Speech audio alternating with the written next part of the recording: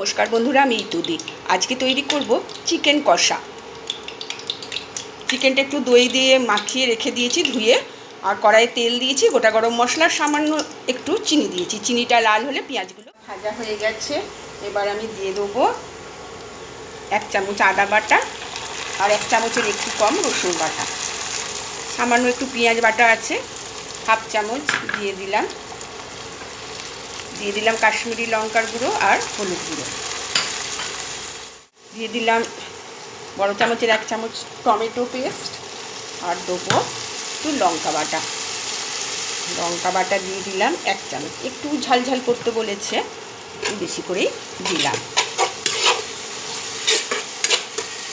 এবার দিয়ে দেবো দই দিয়ে ম্যারিনেট করে রাখা চিকেনটা।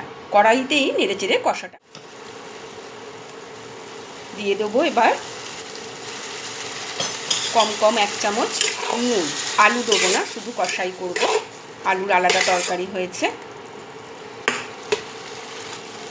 চাপা দিয়ে চিকেনটা কষি। চিকেন কষা একদম রেডি। এবার একটু টমেটো সস দিয়ে নেড়েচেড়ে নামিয়ে দেবো। দারুণ টেস্ট হয়। বাড়িতে এইভাবে তৈরি করে দেখতে পারেন, খেতে কিন্তু খুব ভালো হয়।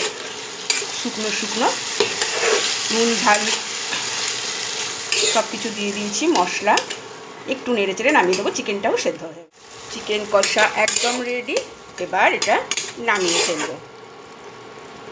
রুটি, লুচি, পরোটার সঙ্গে, ভাতের সঙ্গেও দারুণ লাগে। বাড়িতে এইভাবে তৈরি করে ঢেলে ফেললাম।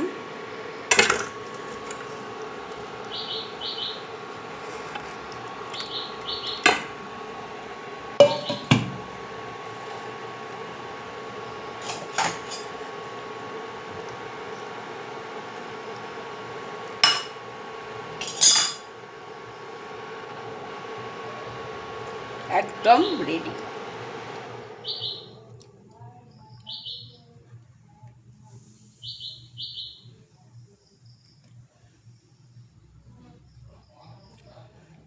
তৈরি হয়ে গেল।